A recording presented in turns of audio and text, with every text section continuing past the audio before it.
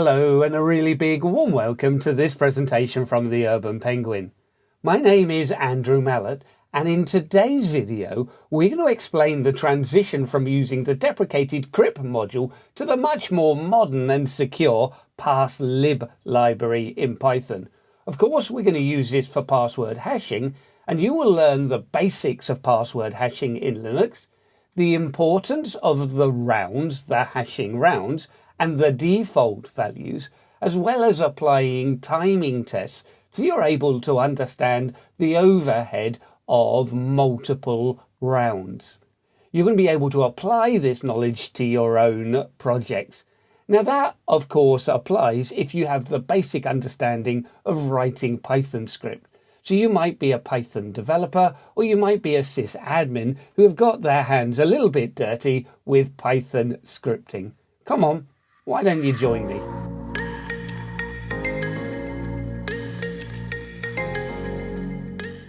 We're going to begin right away by taking a look at the very basics of password hashing and the contents of the shadow file and understanding how the password is made up.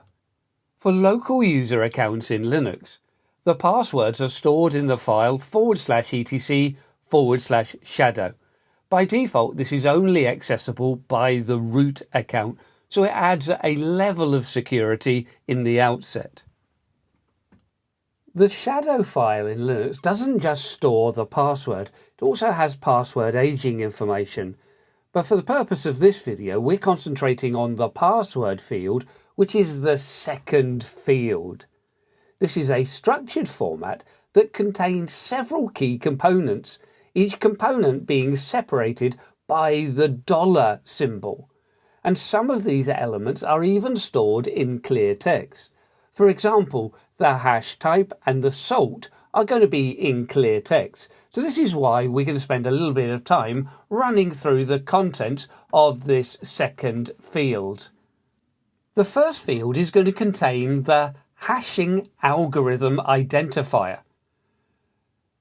Typically, we're going to be looking at a value of 6, but we could have other values. 6 would represent SHA-512, 5 would be SHA-256, and if we looked at 1, then this would be MD5 hashing, but we're likely not to be using that. The second field is likely to contain the salt. The salt is a randomly generated string, typically stored in clear text. The salt is used to randomize the hash to ensure that even if two users have the same password, they will have different password hashes that are stored in the shadow file. The salt also protects against pre-computed dictionary attacks, such as rainbow table attacks, where we've already calculated what the hash would be for a given password. The length of the salt is typically going to be 16 characters, but can vary. The last field is going to be the hashed password, and this is the actual encrypted password. I'm calling it encrypted, but typically it isn't encrypted, it is hashed. Encryption would mean that you could also decrypt the password, and these are one-way hashing algorithms. While it is very good looking at these pseudo entries, why don't we take a look at our own entries where you have root access through to the shadow file. Now, as we are going to be working with Python, I've set up a Jupyter Notebook, but from that Jupyter Notebook we're also able to access the command line. So this Python tool is really flexible.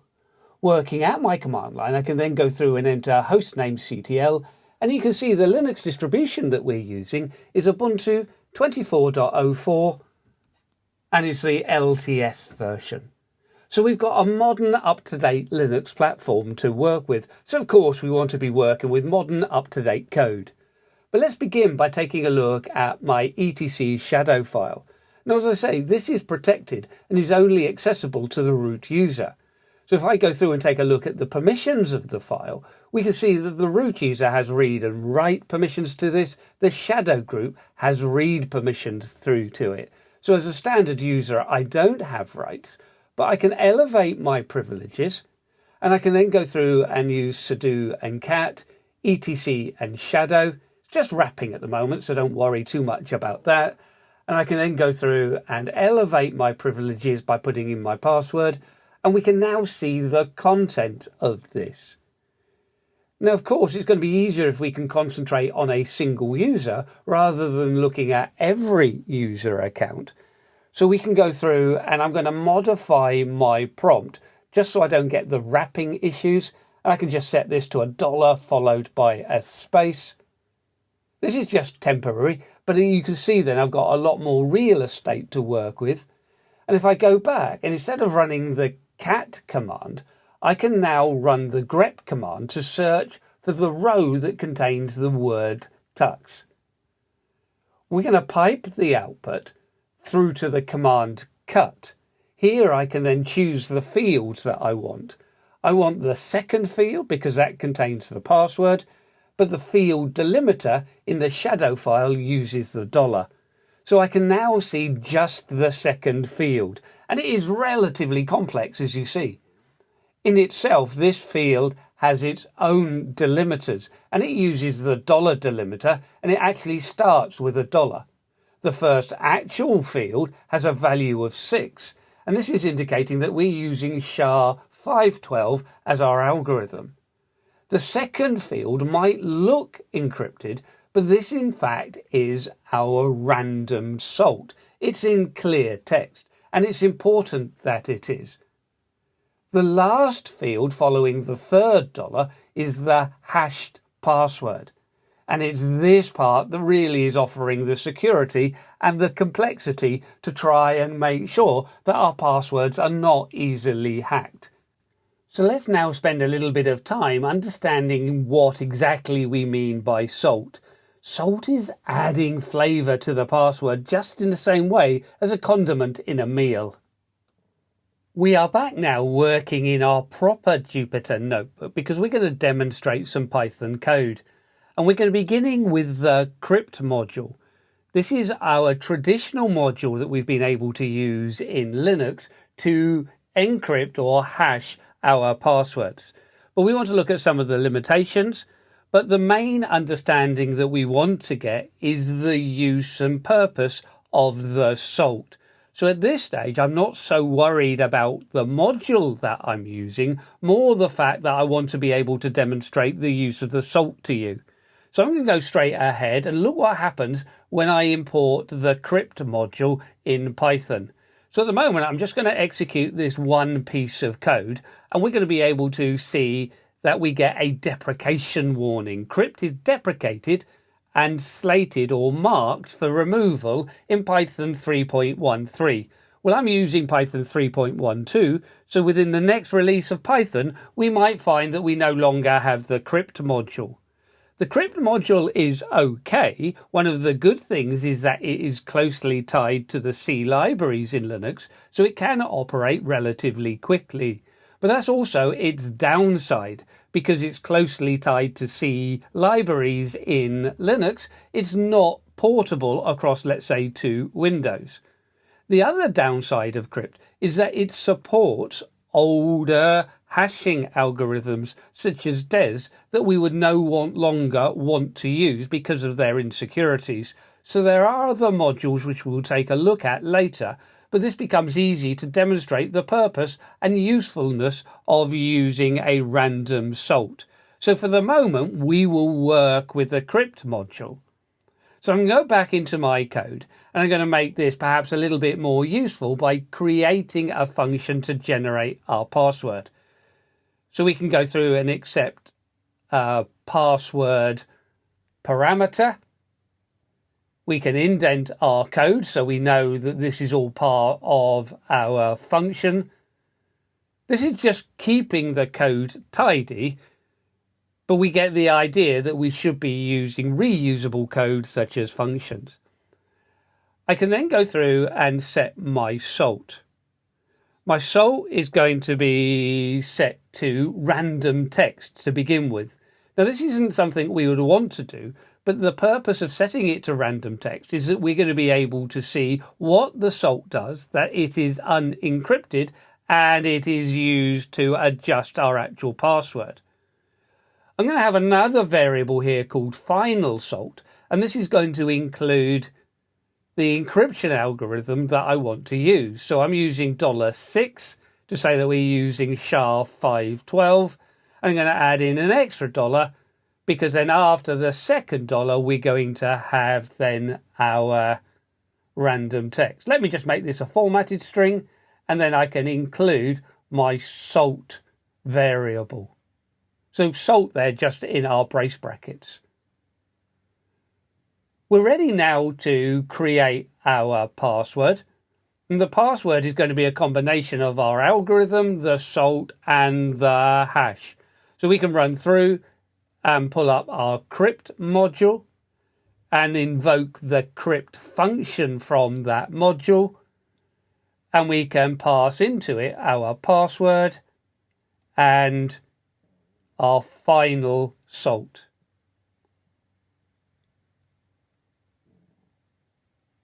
The last thing that we'll do is that we will return the hash variable.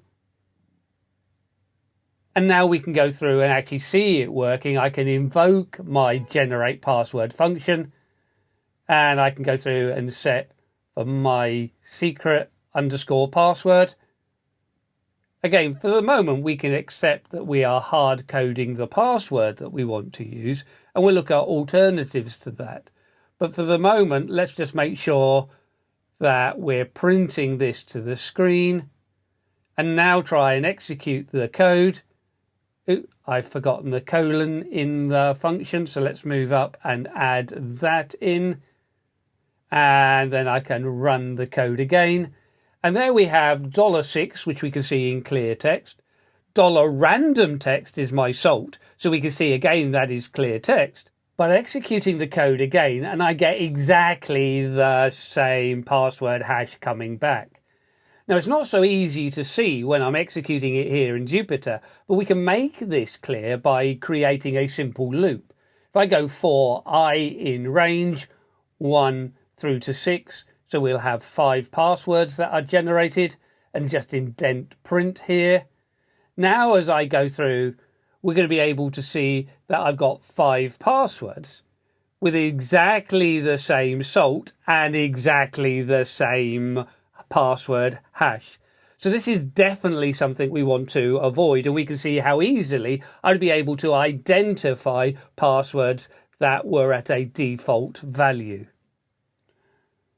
So now let's look at importing the OS module. This is going to allow me access to randomize. So when I go through then and look at my salt, I can use os.urandom. And then I can go through and specify that I want 16 bits. Normally the salt is going to be between 8 and 16 bits. And I'm going to just reproduce those bits as hexadecimal. So now we're randomizing the salt. The salt is going to be combined with our password. So we're going to get completely different passwords now. So as I execute the code, we can see that we've got completely different salts. And that's given me completely different password hashes. So there's no way I can tell by looking at the output here that they all have the same password. So we've protected against rainbow attacks where we can recognize commonly used passwords through the hash.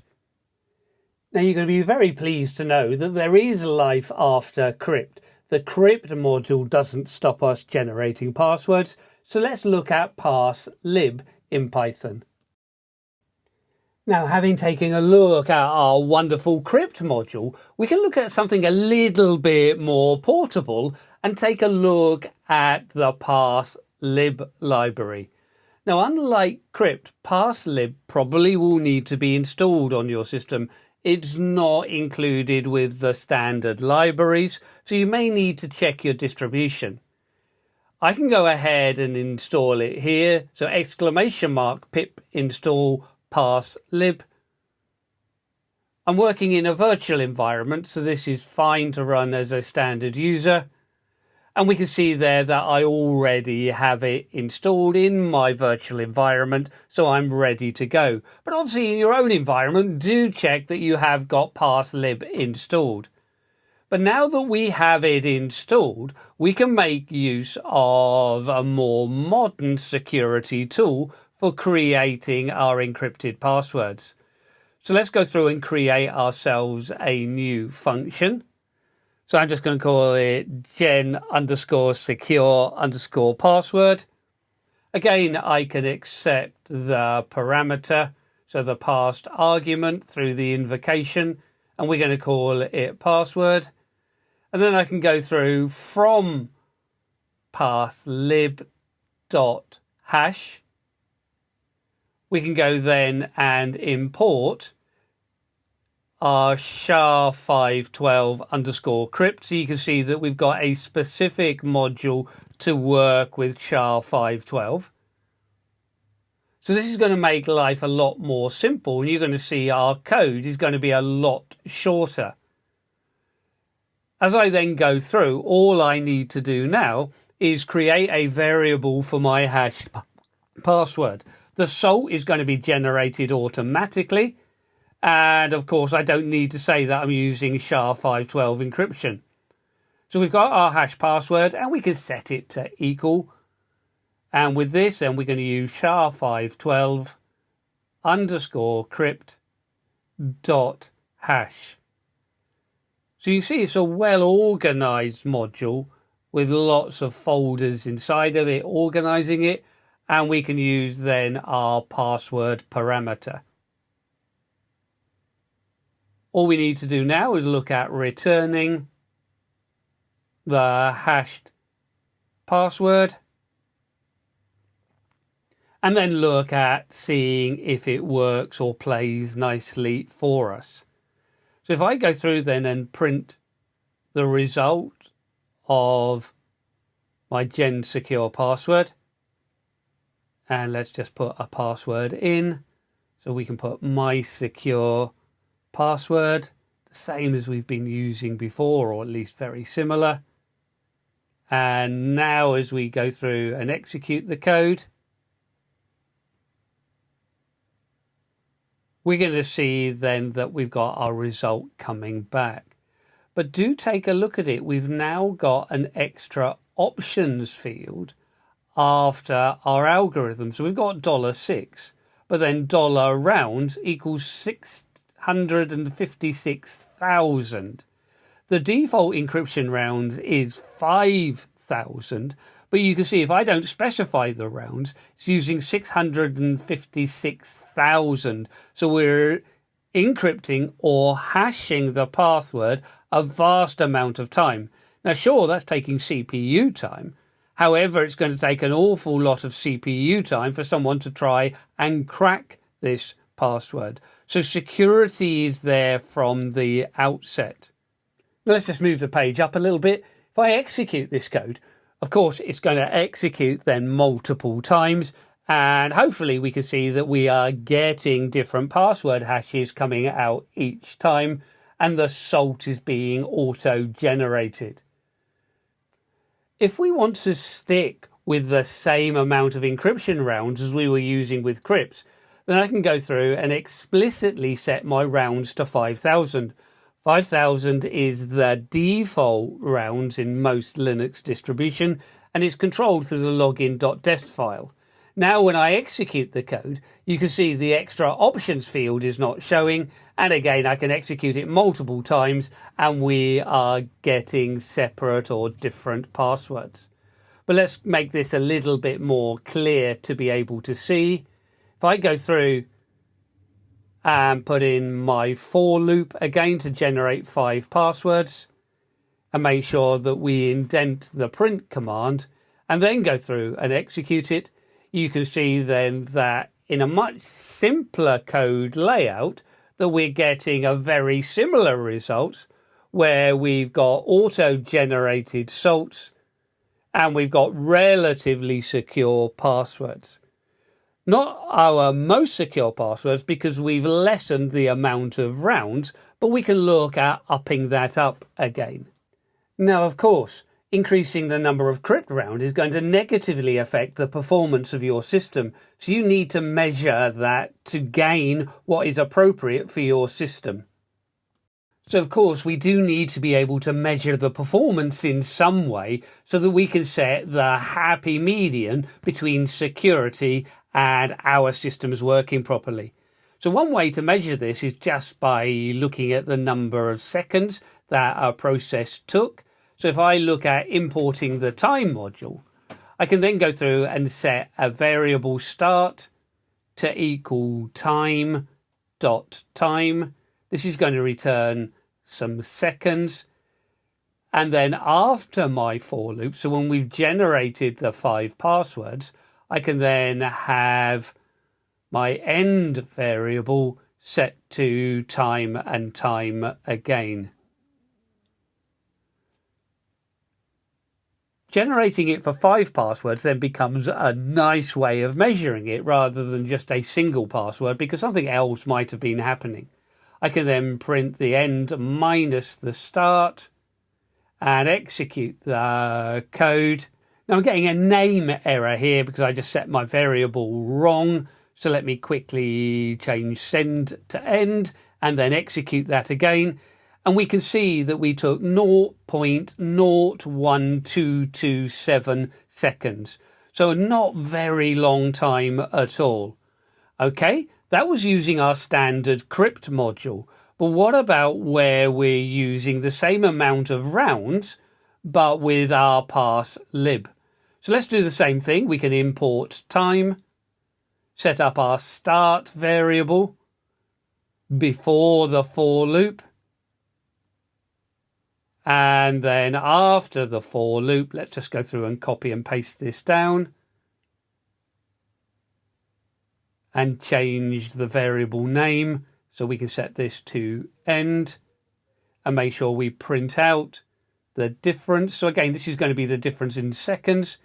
And we're still using our rounds of 5,000. This is the default for crypt. As we go through and execute it now, we can see it's very similar, 0.0127. So really, really in the same ballpark. Okay, well, let's look at where we use the default value for parse lib. So if I take out the rounds, we're now looking at 1.5 seconds. So quite substantially more. But 1.5 seconds for 5 passwords. A lot just depends on how busy your system is, whether or not that's acceptable. But you have to go through the same processing to both check a password and to set a password. Let's put it back to our rounds of 5,000, and you can see again we're back in that ballpark of 0.013 seconds this time. Well, okay, let's look at some other values. So what if I put 250,000 rather than 656,000? So you can see with that set, we're half a second now rather than 1.5 seconds. So maybe this is a good balance between security, stopping people being able to brute force your passwords, whereas keeping the system in a usable and maintainable state. Now, why such a jump from 5,000 to 656,000? And that's a really good question. But with modern computing hardware, there isn't a lot of point or a lot of difference between moving, let's say, from 5,000 to 6,000. We really need to move in large increments to really start putting barriers in the way of these determined hackers. So generally, we want to be moving in large increments, and moving in small increments isn't going to put much of a barrier in the way of a determined hacker. But hopefully you're a little bit clearer on your Linux passwords now being stored in the etc shadow file, where we can see the algorithms, the salt, the hash, along with libraries such as crypt and parselib, where we can set the number of encryption rounds and try to avoid rainbow attacks. All that is left to say is thank you for watching. If you've enjoyed this, then you are probably sadder than I first thought. For more of this drivel, please subscribe, like and comment to @TheUrbanPenguin.